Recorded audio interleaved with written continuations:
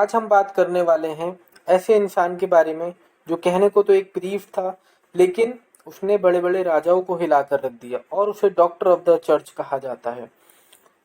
Yes guys, आज हम बात करने वाले हैं थॉमस एक्विनेस के बारे में। Welcome back to my YouTube channel knowledge begins. और आज हम बात करेंगे थॉमस एक्विनेस के बारे में। दोस्तों, थॉमस एक्विनेस जो है वो एक इटालियन प्रीस्ट थे और जो इटली के शहर सिसिली में पैदा हुए। ये बहुत ही अच्छी फैमिली से ताल्लुक़ रखते थे और ये एक डोमिनिकन ऑर्डर से जुड़े हुए थे, यानी कि Dominican order of priest of the Catholic church. ये क्या है? ये एक ऑर्डर होता है रोमन कैथोलिक रिलीजियस ऑर्डर में, जिसमें क्या क्या होते हैं? प्रीस्ट होते हैं, नन्स होती हैं, सिस्टर्स होते हैं। दोस्तों, जब थॉमस एक्विनेस पैदा हुए या उन्होंने अपना होश संभाला, तो उस टाइम पर जो है फ्यूडलिज्म जो है वो बहुत तेजी से नीचे जा रहा था, उसका डेक्लाइन हो रहा था और नेशनलिज्म लोगों में बढ़ता जा रहा था, स्क्वालिटिज्म बढ़ता जा रहा था, एरिस्टोटिलियनिज्म बढ़ता जा रहा था। ठीक है। और चर्च को कोई ऐसा चाहिए था दोस्तों कि जो चर्च को ऊंचाइयों तक पहुंचा सके। ठीक है, चर्च की टीचिंग भी पहुंचा सके और साथ के साथ जो चर्च का डोमिनेंस था वो चर्च का डोमिनेंस बना रहे लोगों में। ठीक है, लोग जो चर्च का जो डोमिनेंस है, राजा से ज़्यादा प्रेफरेंस चर्च को देते थे, वो प्रेफरेंस बना रहे, जो डोमिनेंस है वो बना रहे लोगों में। इसके लिए थॉमस एक्विनेस आगे आए और थॉमस एक्विनेस ने कुछ ऐसा ही प्रोवाइड किया जो कि चर्च को उस टाइम चाहिए था। He was able to provide a sensible combination of various aspirations of the people of his times without comprising their positions. He he was influenced not by Christians teaching but also by Aristotle। दोस्तों, Thomas एक्विनेस ना कि सिर्फ एक अच्छे priest थे, बल्कि वो एक क्रिश्चियंस अच्छी टीचिंग क्रिश्चियंस की तो देते ही थे, इसके साथ साथ वो बहुत ज़्यादा इन्फ्लुएंस थे एरिस्टोटल से, स्टोइक से। और इसी को देखते हुए उन्होंने अपनी बुक लिखी सुम्मा थियोलॉजिकल, जो कि बहुत ज़्यादा फेमस है। The method followed by Thomas Aquinas was very similar to that of the Greek thinker. He possessed a basic question and explained it, presented it with various options, and described the problem with each answer.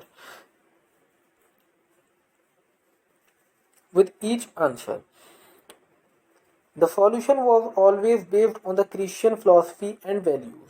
दोस्तों, जो Thomas एक्विनेस थे उनका method ऐसा था लोगों को सिखाने का कि वो पहले एक सिचुएशन लोगों के सामने रखते और फिर उसके बहुत सारे सॉल्यूशन रखते, और जो सॉल्यूशन रखते वो क्रिश्चियन फिलॉसफी के हिसाब से और जो उनकी टीचिंग्स थी एरिस्टोटल्स की, स्टोइक्स की, ठीक है, उसके बेसिस पर वो इस तरीके से उसका आंसर करते। Finally he would reach at its own conclusion to the problem.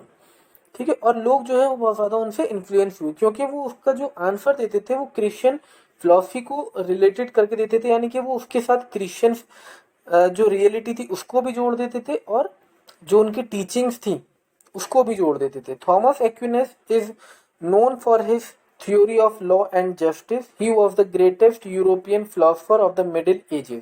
He was a great leader of the church also. He was declared saint।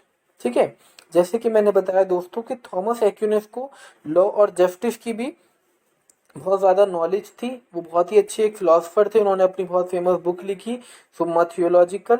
ठीक है, और वो चर्च के साथ वो एक चर्च के बहुत अच्छे लीडर भी थे और उन्हें सेंट यानी कि जो प्रीस्ट होते हैं एक तरीके से, वो डिक्लेयर कर दिया गया था। और वो बहुत ज़्यादा क्लोज हो गए थे किंग्स और पोप से, क्योंकि जो थॉमस एक्विनेस थे उनका इन्फ्लुएंस जो है वो लोगों में बहुत ज़्यादा बढ़ता जा रहा था, और जब लोगों में इन्फ्लुएंस बढ़ रहा था तो किंग और पोप्स ने उन्हें अपने साथ जोड़ना शुरू कर दिया। तब he very close to both spiritual authority as well as secular authority.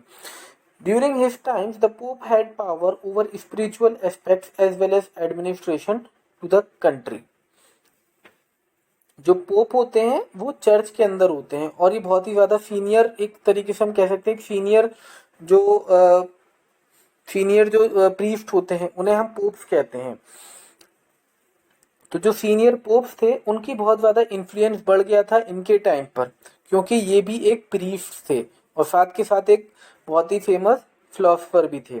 Thomas Aquinas the political philosophy of Thomas Aquinas was a combination of scholasticism, philosophy of Aristotle and universalism. Scholasticism क्या होता है दोस्तों?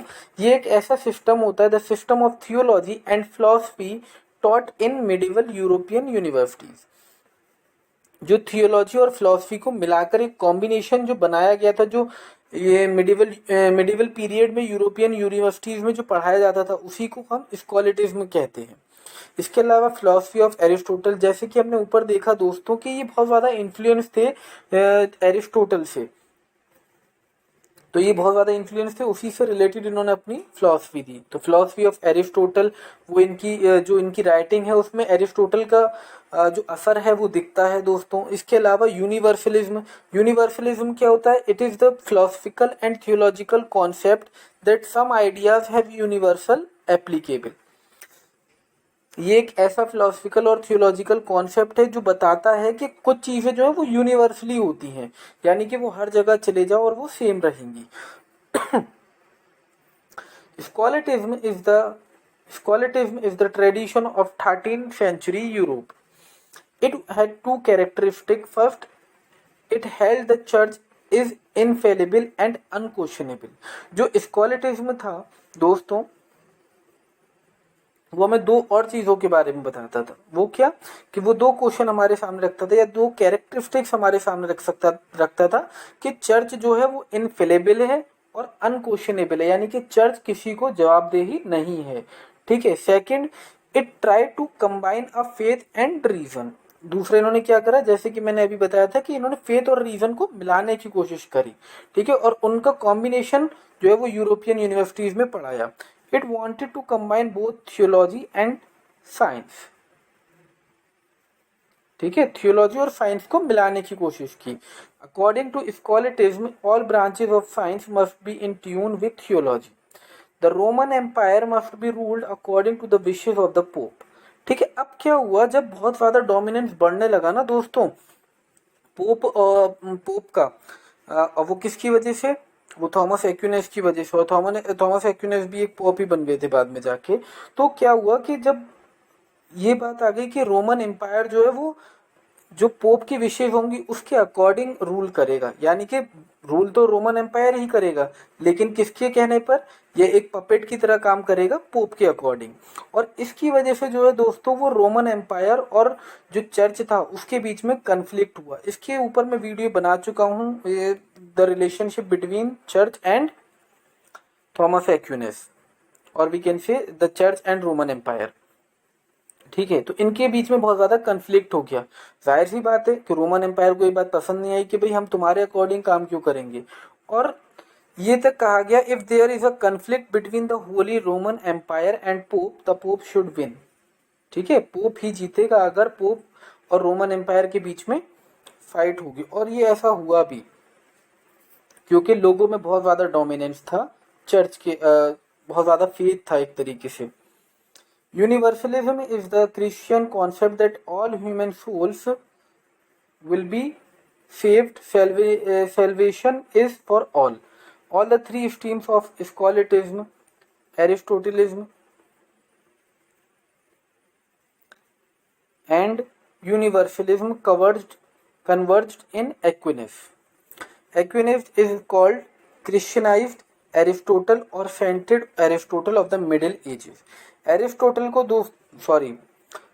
Thomas Aquinas को दोस्तों क्रिश्चियनाइज्ड Aristotle भी कहा गया या सेंटेड एरिस्टोटल भी कहा गया। क्यों? क्योंकि इन्हें ये खिताब मिला था, इन्हें ये दिया गया था कि सेंट है, और ये बहुत ज़्यादा इन्फ्लुएंस थे किससे? एरिस्टोटल से, इसलिए इन्हें सेंटेड और एरिस्टोटल और क्रिश्चियनाइज्ड एरिस्टोटल कहा गया, क्योंकि ये दोनों चीज़ों को मिलाते थे, यानी कि फिलॉसफी और साइंस के थियोलॉजी को मिलाकर पढ़ाने की बात करते थे। Thomas Aquinas as representative of Middle Ages, the intellectual tradition of Middle Ages can be summarized as scholatism. It was brilliant combination of philosophy and theology. Aquinas was a follower of scholatism. और दोस्तों स्कॉलिटिज्म की बात करें तो वो भी क्या था? वो भी एक कॉम्बिनेशन ही था थियोलॉजी और फिलॉसफी का। और और थॉमस एक्विनास ने कहा कि मुझे अगर थियोलॉजी और फिलॉसफी में से किसी को डोमिनेंस देना हुआ या प्रेफरेंस देनी हुई तो मैं थियोलॉजी को ज़्यादा प्रेफरेंस दूंगा, और क्योंकि ये हमें इम्पोर्टेंस बताता है हमारे रिलीजन के बारे में। ठीक है, थॉमस एक्विनास ने ये भी कहा कि अगर ऊपर उन्होंने बात करी कि कन्फ्लिक्ट होगा अगर रोमन एम्पायर और पोप के बीच में, तो पोप को जीतना चाहिए और पोप ही जीतेगा। और बाद में इन्होंने बताया कि अगर चर्च और स्टेट के बीच में कन्फ्लिक्ट होगा तो चर्च शुड विन। और मोनार्की को जो है ये बेस्ट फॉर्म ऑफ गवर्नमेंट मानते हैं। थॉमस एक्विनास के according best form of government जो है वो मोनार्की है। तो आज की वीडियो में इतना ही दोस्तों। Thank you, bye, take care.